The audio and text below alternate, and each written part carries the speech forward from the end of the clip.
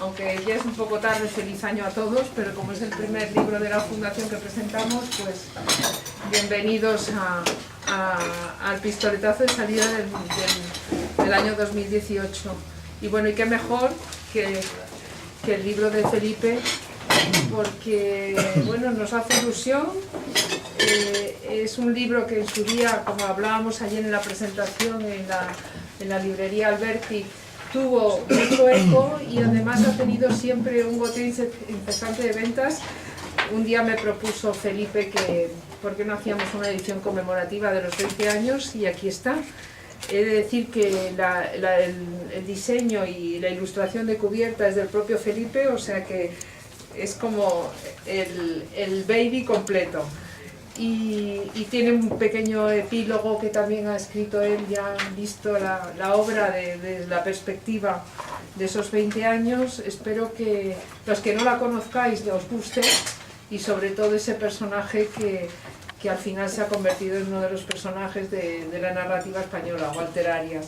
Os dejo con Nacho como siempre para que, como editor del libro, en este caso de la reimpresión de este libro, pero que es una edición yo creo nueva, tiene un aire muy nuevo, para que os comente un poco sus impresiones, y tenéis a Felipe para lo que queráis. Nacho. Muy bien, Ana, pues bienvenido, gracias a todos. Bueno, una novela que tiene 20 años, ahí tenéis la misma contracubierta y las opiniones muy cualificadas de 4 personas muy relevantes del mundo de las letras. Ha tenido unas críticas excelentes y es un libro de larguísimo recorrido. Recalcar, como ha dicho Ana, que el propio Felipe se ha querido ocuparse del diseño. Ya sabéis que él es muy aficionado a la tipografía y a los collages y a las artes gráficas en general, y hay que felicitarlo, por tanto, en este caso a él, por el diseño del libro, que es muy bonito. Se ocupó incluso de la tipografía. Y bueno, yo diré solamente unas pocas pinceladas generales acerca de la trayectoria de Felipe y de la novela también. Lo primero, podemos considerar que El novio del mundo quizá es una de las grandes novelas de Felipe Benítez Reyes, eso es indudable. Quizá no la primera, yo al menos yo la verdad es que soy muy devoto de todas ellas, ¿no? Las primeras, Chistera de duende, Tratándose de ustedes. Su tercera novela, La propiedad del paraíso, me parece un libro precioso. Yo creo que es quizás su primera gran novela, pero después indudablemente esa fue la que le dio mayor relevancia, y todas las que han venido después, Mercado de espejismos, con la que ganó el Nadal, El pensamiento de los monstruos, que es la inmediatamente posterior a esta y que tiene la que sale también el propio Walter Arias, como El que fue ya no es, que tiene mucha relación con este pensamiento lisérgico de Walter Arias, o la todavía reciente El azar y viceversa. Decimos de muchos escritores que son poetas y narradores, y de hecho lo son. Lo que no es tan frecuente, creo yo, es que un mismo escritor brille a la misma altura en la novela, en el relato, que no hay que olvidar la faceta de la distancia corta de Benítez Reyes, y en la poesía. Yo creo que en la poesía, Benítez Reyes, que por otra parte sus novelas son novelas de poeta, no en el sentido a veces que se dice de esas novelas líricas que no se sostienen, que no tienen argumento, que están basadas únicamente en brillos así pasajeros, sino en el sentido de que se nota el lenguaje a la hora de leerla, el lenguaje del poeta. En ese sentido sí lo son novelas de poeta, pero decía que como poeta es uno de los grandes poetas de su generación, de los 80, quizá con otros que son por otra parte íntimos amigos suyos, como Carlos Martal, Vicente Gallego o Luis García Montero, pero también, insisto, como narrador, es un narrador muy importante, y este es sin duda el libro del que arranca, ¿no? Esa trayectoria tan brillante, una trayectoria por lo demás demorada, ¿no? Felipe es un escritor que se toma bastante tiempo, ¿no?, entre una novela y la otra, lo cual sin duda hace que tiene, en fin, algún efecto, ¿no?, en las que finalmente entrega. También destacaría el humor, que es algo que se suele decir cuando se habla de su trayectoria. Tenemos en la tradición española pues a excelentes escritores que cultivan ese registro, aunque suele decirse que no es demasiado frecuentado, como empezando por Eduardo Mendoza, quizás sea el más veterano, pero también autores más jóvenes como Orejudo, como Royuela, como Rafael Rey, pero realmente creo que es uno de los grandes humoristas en el sentido que llaman los ingleses, que parece que le dan algo de más seriedad a esa palabra que nosotros los españoles. Y esta novela está repleta, ¿no?, de un humor muy incisivo, muy gamberro. Le comentaba yo a él cuando la releía que realmente es una novela muy políticamente incorrecta, y en ese sentido quizás se nota también un poco el aire, aunque él ha seguido realmente esa manera desprejuiciada, ¿no?, de escribir, pero sí se nota también que es deudora de una época en la que estas convenciones que ahora pesan de una manera a veces como losas, ¿no?, en la creación, parece que no estaban tan vigentes como ahora. Tiene un personaje inolvidable que es Walter Arias, como ha dicho Ana, que es uno de los grandes personajes de la narrativa española, ¿no?, de los últimos 25 años, como dice, no sé si Carlos Pardo o Marzal, en estos juicios críticos que acompañan la reedición, y tiene, sobre todo, me refería antes al pensamiento de los monstruos, que creo que incluso la expresión aparece en algún sitio de aquí, ya de esta novela, del novio del mundo, esa mezcla absoluta de personajes disparatados por una parte, truculento y escabroso a más no poder, pero por la otra hay efectivamente un pensamiento, aunque desviado o perturbado, diríamos, que guía también la acción. Una novela llena de peripecias y sobre todo una novela divertidísima, ¿no? Yo realmente no es tan fácil reírse a carcajadas cuando lees un libro, y aquí es algo que ocurre continuamente. No voy a decir mucho más porque ya digo que la novela lleva mucho tiempo publicada. Solamente felicitar a Felipe por esta reedición, y casi que felicitarnos a nosotros mismos por haberla cogido. Claro, igual para esta reedición, hace 20 años que no la leía, y sin saber lo que me iba a encontrar, porque yo tengo muy mala memoria para los libros que escribo, por una necesidad de depurar la memoria, porque claro, no puede uno convivir con los hechos de la vida real y también con las ficciones que uno se inventa, con los hechos de una vida imaginaria o una vida paralela como es la creación literaria.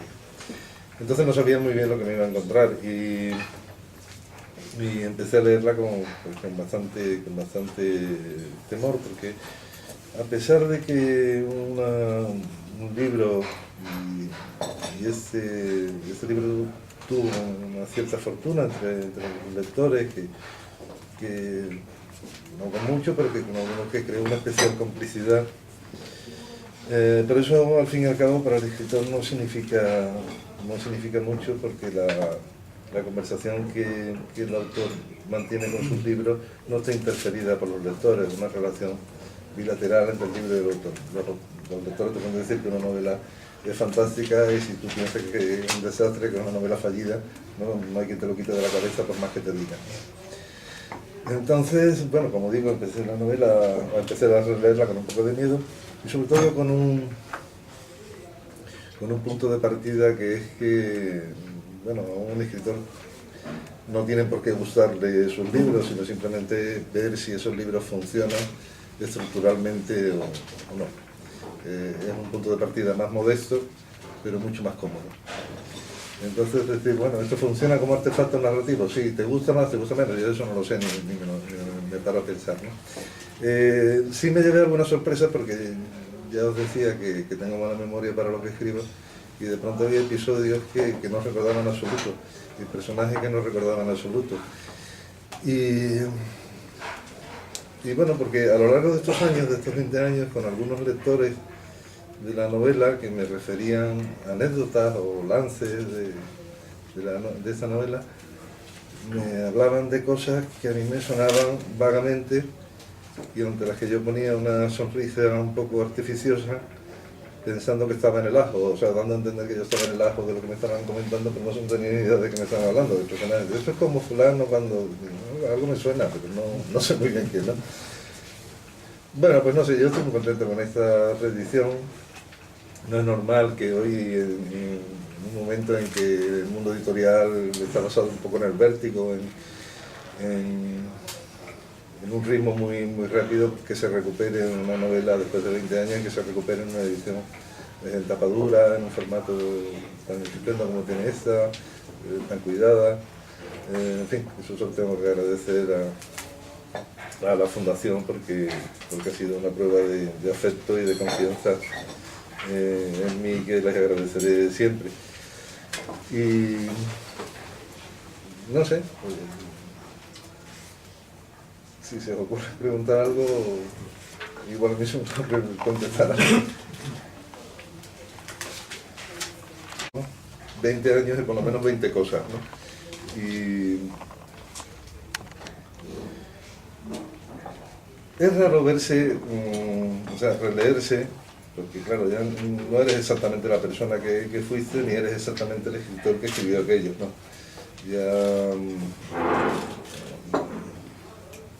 varían muchas cosas en la percepción de tu vida, en la percepción de tu obra. Bueno, a mí por una parte sí me ha gustado,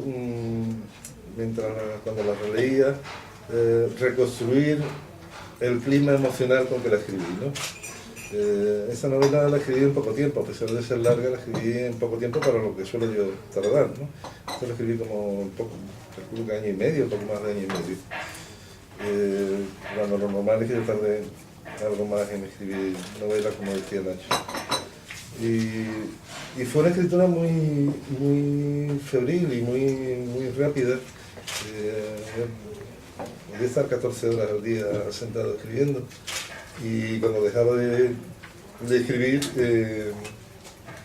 y estaba viendo una película en casa, pues seguía tomando notas sobre lo que había escrito, modificaciones sobre lo que había escrito durante el día, o bien ocurrencias de lo que iba a escribir al día siguiente, ¿no? Y bueno, eso yo creo que lo dio el tono, el hecho de tener un tono. En una novela en primera persona es fundamental tener la tonalidad, una especie de diapasón que es lo que te va marcando ya el ritmo de escritura. En una novela en tercera persona pues la cosa es distinta, pero en primera persona, si tienes una voz, ya tienes el personaje. Y la primera ocurrencia, porque yo no suelo tener visiones panorámicas cuando me pongo a escribir una novela, no tengo ya la visión de mural, donde un carruaje va por una montaña, por la nieve, y el personaje se casa o se divorcia y luego tiene 3 hijos y luego le cae un rayo sobre la chimenea y rompe la casa y se arruina. Eso no lo tengo yo, pero a la hora de escribir una novela. Yo parto siempre de una ocurrencia muy pequeña, y de ahí empiezo a tirar del hilo y voy construyendo. Pues mis novelas fundamentalmente son novelas de personajes. Y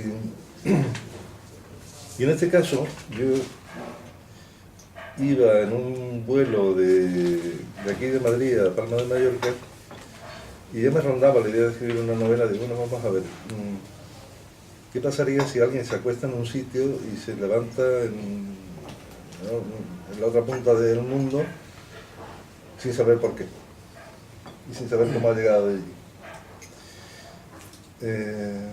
Y bueno, como punto de partida es tan disparatado como cualquier otro, tan bueno y tan malo como cualquier otro. Digo, ¿y cómo justifico aquello? Digo, bueno, pues voy a escribir una novela para ver cómo justifico todo eso. Y hasta muy avanzada la novela no encontré una solución para aquello. Tanto que pensé, digo, pues tengo que modificar el principio, porque justificar eso no es nada fácil, ¿no? Pero bueno, al final hubo suerte y más o menos lo cuadré sin que sonara a astracanada, ¿no? Y a mí no me sonaba astracanada. Y entonces escribí esas primeras frases, que son las primeras que tiene la novela, que están prácticamente inalteradas, y me di cuenta que tenía el tono, que tenía la voz del personaje. Y prácticamente en el primer capítulo encontré ese tono y esa temperatura ideológica y moral del personaje. Un personaje que es muy excesivo, un personaje con muchos picos de carácter. Él mismo dice que está entre... su pensamiento está en un punto intermedio entre Descartes y el barón de Munchausen, y es un punto intermedio bastante complicado de armonizar, pero bueno, él está ahí. Por una parte, el intento de racionalizar lo que le pasa, el intento de racionalizar la vida y cómo él no se para en barras también en el universo, y por otra parte esa tendencia continua al disparate. a la divagación y a llegar a conclusiones un poco estrambóticas, siguiendo una especie de secuencia matemática aplicada al pensamiento, en la que no importa que haya un factor distorsionante y que el resultado sea un disparate, ¿no? Pues algo así. Y yo creo que al fin y al cabo, más que el protagonista en sí, lo que le pasa al protagonista, el verdadero personaje central de la novela es el pensamiento del personaje, esa tendencia derivativa que él tiene continuamente y ese afán de estar interpretando continuamente la realidad. Hablando de este protagonista tan excesivo, ¿cambiarías algo de él o alterarías qué ideas de hace 20 años? Bueno, yo creo que al margen de algún pequeño detalle o algún adjetivo que me parecía inadecuado o alguna frase que me parecía un poco confusa, eso no tenía sentido cambiar nada, porque realmente cuando... Bueno, reescribir una novela yo creo que ya es un pequeño disparate, ¿no? O sea, que aplicar los criterios el tiempo que sea previo a lo que piensas ahora, como lo escribes ahora, eso no merece la pena. Yo creo que más para escribir una novela nueva y hacer. No, en este caso, a mí lo que me da mucho miedo en la narrativa son los excesos. Pero como en este caso tuve la suerte de que el personaje es excesivo, entonces los excesos son muy consecuentes con la novela. Y bueno, pues mira, más o menos, yo no sé si lo digo ahí en el epílogo o lo he pensado, pero que es eso, uno aplica con lo propio, con los libros propios, una especie de mentalidad de reparador de relojes. Entonces, bueno, lo que se trata de ver, tengo que comprobar si el reloj funciona o tal, el reloj funciona, pues va bien, ya no me importa que sea de plata, que sea de oro, que sea de platina o que sea un reloj de 3 euros. El caso es que funcione y marque tiempo, pero con una obra narrativa lo mismo, decir, bueno, si estructuralmente funciona, pues ya está. Ya no, que ni que me guste ni que no me guste, sino que funcione estructuralmente y que tenga un mecanismo que esté engrasado y que vaya bien. Y eso es lo que te planteo. Aquí lo realmente nuevo es el epílogo. A lo mejor hay que leer al comienzo. No, la novela recibí varias cartas de Walter Arias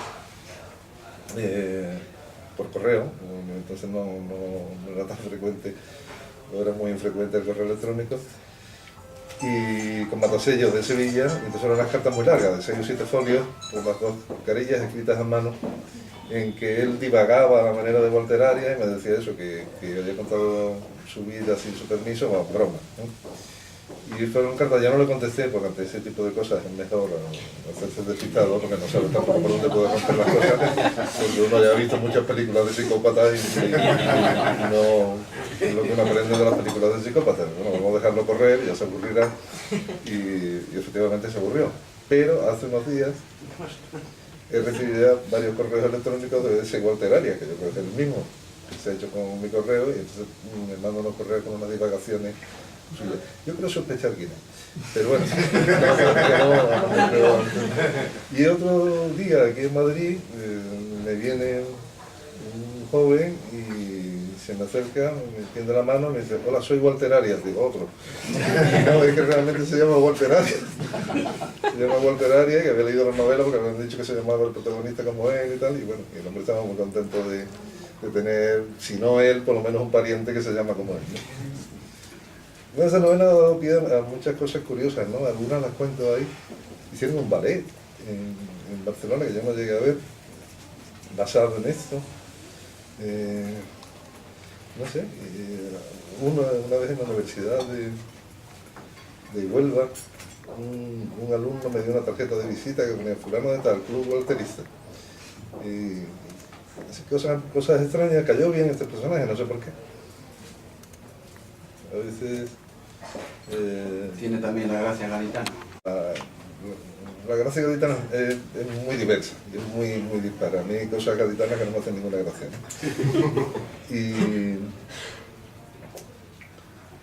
Pero sí es verdad que bueno, que por allí hay también un cierto afán de creatividad lingüística en la vida corriente y ordinaria, ¿no? El espectáculo del mercado central de Cádiz, por ejemplo, es un gran espectáculo verbal, porque pegas la oreja y oyes expresiones curiosísimas. Fernando Quiñones, por ejemplo, estaba siempre con la oreja pegada a esas deformaciones y a esas creaciones del habla popular, porque muchas veces son muy ricas, ¿no?